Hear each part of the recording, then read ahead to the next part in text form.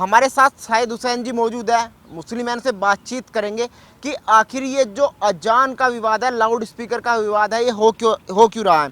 अच्छा शाहिद हुसैन जी, एक बात बताइए, जिस तरीके से मुद्दा अपनाया गया है लाउड स्पीकर का, आप क्या सोचते हैं जो लाउड स्पीकर है मस्जिदों से हटने चाहिए या नहीं हटने चाहिए? लाउड स्पीकर की व्यवस्था लगभग 1930 में आई भारत में या दूसरे देशों में भी। तब सऊदी अरब जैसे देश इतने मतलब गरीब थे, हमारी वहाँ 4 सराय थी और ज़्यादातर अरब का जो कारोबार था मक्के और मदीने का, वो भी भारत के धन से ही चलता था। उसके बाद Aahista Aahista Singapore, Malaysia, India सब जगह लाउड स्पीकर की व्यवस्था शुरू हुई। प्रारंभिक चरण में जब बाल गंगाधर तिलक ने गणेश महोत्सव या दूसरे बंगाल में दुर्गा पूजा आदि आदि जो हिंदू मेले थे में स्टार्ट हुए, उसमें भी रेडियो यानी इस तरह का लाउड स्पीकर का इस्तेमाल नहीं होता था। लेकिन प्रतिद्वंदिता के कारण आज स्थिति ऐसी पैदा होगी, मुसलमान हर मस्जिद में लाउड स्पीकर लगाना चाहता है, हिंदू का लाउड स्पीकर लगने की अनुमति देना नहीं चाहता।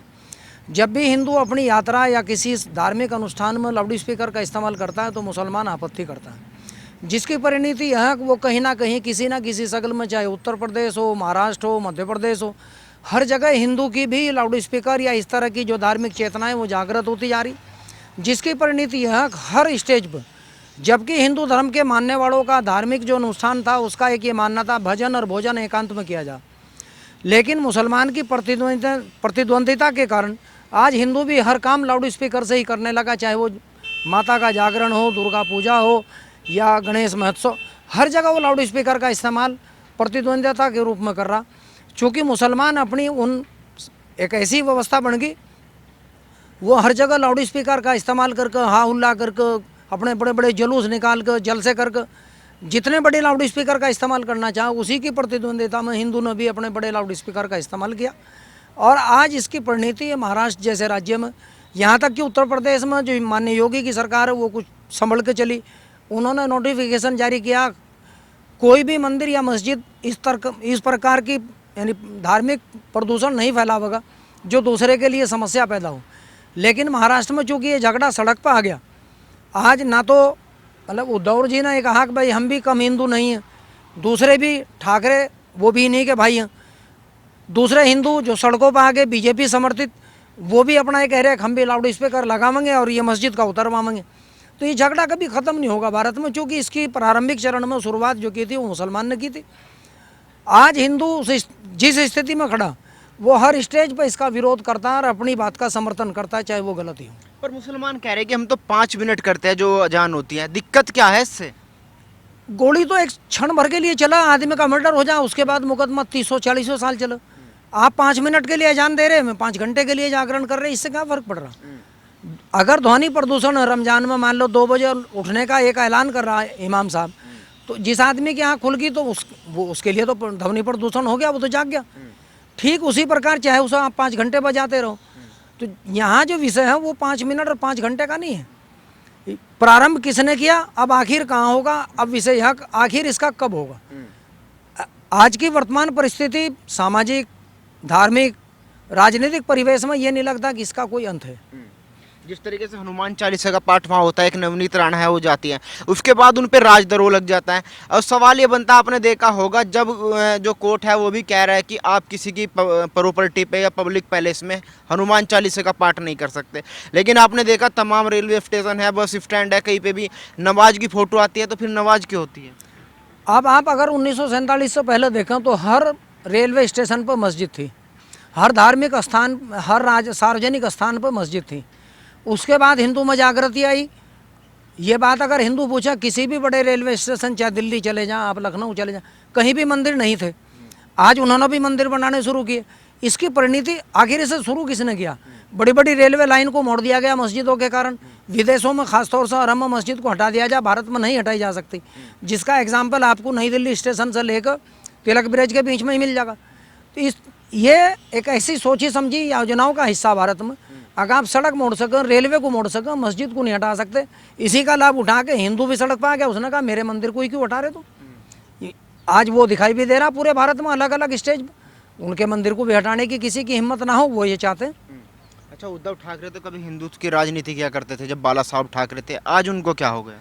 सत्ता में आने के बाद आदमी सत्ता प्राप्त करना और सत्ता चलाना जब वो सत्ता प्राप्त करना चाहते थे तब वो हिंदुत्व की राजनीति करते थे। राजनीतिक रूप से वो सत्ता में आने के पश्चात अब संवैधानिक व्यवस्था के अनुरूप राजकाज चलाना चाहते हैं। इसीलिए वो किसी ऐसी संवैधानिक व्यवस्था के खिलाफ बोलना नहीं चाहते जहां उनकी छवि खराब हो, उनके लिए मैंने एक तरह से संवैधानिक संकट पैदा हो और मामला न्यायालय तक जा। इसीलिए वो बीच का रास्ता निकाल के चल रहे। संजय राउत कह रहे हैं कि जो शिव सैनिक से टकराएगा उसको 20 फुट जमीन में गाड़ दिया जाएगा। संजय रावत जी और पश्चिमी उत्तर प्रदेश का लोकदल, इन दोनों की सोच, इन दोनों की राजनीति एक जैसी। ये जब अपना ही ना काम हो तो ये राष्ट्रवादी, हिंदूवादी, और जब ये सत्ता में आ जा तब ये सिर्फ और सिर्फ अपॉर्चुनिस्ट हैं, ये अवसरवादी। तो आप मुस्लिम होने के नाते क्या सोचते हैं कि जो लाउड स्पीकर का मुद्दा है वो रुकेगा कैसे? क्या स्पीकर उतरने चाहिए? नहीं, अगर लाउड स्पीकर उतरेंगे तो प्रारंभिक चरण से, चूँकि प्रारंभ मुसलमान ने किया, अब तो हिंदू यही अपेक्षा करेगा पहला हम मस्जिदों से हटवा दें, उसके बाद शायद आहिस्ता आहिस्ता कुछ हिंदू जो धर्मनिरपेक्ष हिंदू, चूँकि ज़्यादातर हिंदू का एक ऐसा वर्ग वो खुद ही कहेगा भाई इसे बंद करो तुम भी। तो हिंदू में एक बहुत बड़ा वर्ग ऐसा जो नहीं चाहता ध्वनि प्रदूषण किसी भी प्रकार का हो। शुरुआत कहाँ से हुई इसकी? इसकी शुरुआत लगभग 1930 के करीब बॉम्बे से हुई थी। यह संभव बॉम्बे, जब हैदराबाद भी बॉम्बे का हिस्सा था, बॉम्बे स्टेट का। प्रारंभिक चरण में मस्जिद में इस्तेमाल हुआ इसका कोलालमपुर में, उसके बाद इंडोनेशिया, मलेशिया, भारत, यानी कंबाइन भारत। उस वक्त चूँकि 1947 से पहले हिंदू का कोई बहुत ज़्यादा राजनीतिक अस्तित्व नहीं था, तो इसीलिए सभी जगह मस्जिदों में इस्तेमाल होता था। जब भी हिंदू ने लाउड स्पीकर का इस्तेमाल अपनी शोभा यात्रा, अपनी दुर्गा यात्रा में करना सोचा, तभी झगड़े होते थे, इसलिए प्रशासन उसे बंद करा देता था। आज की तारीख में प्रशासन के इतना साहस नहीं है कि वो हिंदू, चाहे वो दुर्गा पूजा हो, हनुमान चालीसा हो, कोई भी इस तरह का जो अनुष्ठान है हिंदुओं का, उसको बंद कराने की स्थिति में नहीं है। शरद पवार भी राजनीति में कूद गए, अजीत पवार भी कूद गए हैं। वो कह रहे हैं कि जो माहौल है उसको बिगाड़ने का नवनीत राणा प्रयास कर रही है। नवनीत राणा अपने आप को पुनर्स्थापित, यानी उनका कहना यह कि जब ये अपने धार्मिक अनुष्ठान को स्वतंत्र रूप से मुसलमान मना सके तो मुझे क्यों अधिकार नहीं है चालीसा, हनुमान चालीसा पढ़ने का और लाउडली पढ़ने का? मैं भी अपने कुछ और से पढ़ूंगी। ये तो एक प्रतिस्पर्धा। मैंने अभी बताया भजन और भोजन हिंदू एकांत में करता था, लेकिन अब दोनों दिखा के करता है। एक ही प्लेट में मियाँ बीवी और बच्चे कर लेते हैं। पहले हिंदू अलग अलग थाली में करता था। वैसे ही उसका भजन का, जब वो भजन एकांत में करता था, एकाग्रचित होकर करता था, अब वो दिखा के करता है। क्योंकि उसका जो प्रतिद्वंदी वो सड़क पर नमाज पढ़ रहा था, उसने कहा मैं भी पूजा यहीं सड़क पर करूँगा और इससे बड़ी करूँगा। तो आरती वो उससे बड़ी करने का जो कंपटीशन है, उसकी शुरुआत कहाँ, आखिर कहाँ, इस पर विचार करेगी राज्य सरकार, तब जाके ये बंद होगा। पर जिस तरीके से राजद्रोह लगा दिया गया, क्या राजद्रोह लगाना सही है? धार्मिक अनुष्ठान पर कोई राजद्रोह साबित होना ये असंभव है। क्योंकि किसी राजनीतिक आदमी की इतनी हिम्मत नहीं है, किसी न्यायालय की इतनी हिम्मत नहीं है, वो किसी भी धार्मिक अनुष्ठान के करने के विरुद्ध राष्ट्रद्रोह का मुकदमा चला दे। उद्धव ठाकरे कह रहे हैं अगर करनी है तो अपने घर करें, हमारे घर क्यों कर रहे हैं? उद्धव ठाकरे ये तय कर लें पहले सड़क पर नमाज रोक दें तो आरती अपना आप ही हिंदू रोक देंगे। ये तो ऐसा विषय, जब वो एक पक्षीय कार्रवाई करने में समर्थ नहीं है तो दूसरे पक्ष को रोकने में भी असमर्थ है, उसे नहीं रोक सकते। तो जिस तरीके से सैनिकों की तानाशाही वहाँ पे चल रही है, जो उनके खिलाफ बोलता है उसको जेल में डाल दिया जाता है, वो तो क्षेत्रीय राजनीति का भारत का एक ऐसा ट्रेंड है जो इस देश के मतलब अखंडता और एकता के लिए बहुत बड़ा संकट है। मान लो मैं क्षेत्रीय आधार पर शिव सैनिक वहाँ पिटेंगे तो दूसरी जगह के शिव सैनिक अपना आप ही टूट जाएंगे, कहने का तुम तो हिंदू और राष्ट्रवाद के खिलाफ काम कर रहे। इसलिए इनका जो एक राष्ट्रीय स्तर का ढांचा वो स्वतः ही टूट जाएगा, चाहे वो उत्तर प्रदेश हो, हिमाचल प्रदेश हो, मध्य प्रदेश हो, पंजाब हरियाणा हो या दूसरे राज्यों में, स्वतः ही शिव सैनिक इन्हें छोड़ देंगे। अच्छा, आज आरोप बीजेपी पर भी लगा दिया कि चुनाव आने वाले हैं इसलिए बीजेपी जो है दूसरे के कंधों पे रख के बंदूक चला रही है। जब जब चुनाव आता है बीजेपी जो हिंदू मुस्लिम भाईचारा है उसको खराब करने का प्रयास करती है। नहीं, हिंदू मुस्लिम भाईचारा खराब करना बीजेपी पर कोई ठेका नहीं है। हिंदू मुस्लिम भाईचारा तो जब भी खराब हुआ, जब कश्मीर से हिंदू निकाल दिए गए, तब भी ख़त्म हुआ, जब असम में हज़ारों हिंदू मारे गए, त्रिपुरा में हिंदू मारे गए। अब हिंदू चूँकि जागृत होकर, संगठित होकर हमला करने लगा, मुकाबला करने लगा, तो अब राष्ट्रीय संकट पैदा हो गया। ये बड़ी विचित्र स्थिति। इस प्रकार की स्थिति पर विचार करना कोई औचित्य नहीं, क्योंकि हिंदू भी अब संगठित है, तो वो अपने इन कार्यक्रम को, धार्मिक अनुष्ठानों को नहीं रोकेगा। गंगा जमुना तहजीब की बड़ी बड़ी बातें की जाती हैं यहाँ पे कि भाई गंगा जमुना तहजीब है, हिंदू मुस्लिम भाईचारा है। अगर हिंदू मुस्लिम भाईचारा है, गंगा जमुना तहजीब है, आपने देखा तमाम घटनाएं हो रही है, हिंदू झांकी निकालता है तो पत्थरबाजी होती है। देखिए, गंगा जमनी तहजीब तो बहुत पुराना मॉडल है महात्मा गांधी का। वो सारी उम्र एक ही गीत गाते रहे, उसका कोई लाभ नहीं हुआ।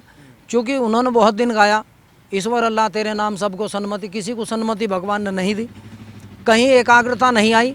देश हिंदू और मुस्लिम अक्षेत्र आधार पर बट गया, मुसलमान पाकिस्तान से और बांग्लादेश से खाली हो गया। जो बाकी बचा था 22%, वो भी आज 12% पर आ गया। भारत का मुसलमान लगभग 10-11-12% के अगेंस्ट 22% हो गया। तो वो तो आहिस्ता आहिस्ता, ये तो साफ वहाँ एक पक्षीय कार्रवाई है, उसमें कोई दो पक्ष का कोई औचित्य ही नहीं। तो क्या अजान के जवाब में हनुमान चालीसा सही है? हाँ, अगर एक पक्ष अपनी, भाई ये कल ईसाई भी ताला बजावेंगे, अपनी घंटी बजावेंगे, तो उनमें भी पूरा अधिकार है। सिखों को पंजाब में कीर्तन करने का और यात्राएं निकालने का अधिकार, तो हिंदू को भी अपना हनुमान चालीसा करने से कौन रोक सके? और ना रोकने का संवैधानिक अधिकार है।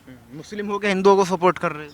नहीं, मैं मुस्लिम को, मैं तो भारतीय राजनीति का एक ट्रेंड है, चाहे सिख हो वो भी अपना कीर्तन कर सके, मुसलमान है सड़क पर वो भी नमाज पढ़ रहे, हिंदू भी अपना चालीसा सड़क और सार्वजनिक पार्क जितने हैं उनमें करने का पूरा अधिकार रखता है। अच्छा, ये जो सड़क पे नमाज पढ़ने का चलन है, चला कैसे, कहाँ से शुरुआत हुई इसकी? ये 1947 से पहले, जो कि मुसलमान थोड़ा सख्ती का प्रदर्शन करता था, इस बात को दिखाता था कि हमने आज फला सड़क रोक दी, आज हमने बॉम्बे की फला सड़क पर, इसकी परिणति हुई। इसी से हिंदू भी सीख गया, कहने लगा ये तो शक्ति का एक प्रदर्शन है, इससे राजनीतिक पार्टियां और सभी लोग और प्रशासनिक स्तर पे इसका दबाव अच्छा बना, इसलिए हिंदुओं ने भी इस काम को सड़क पर शुरू कर दिया।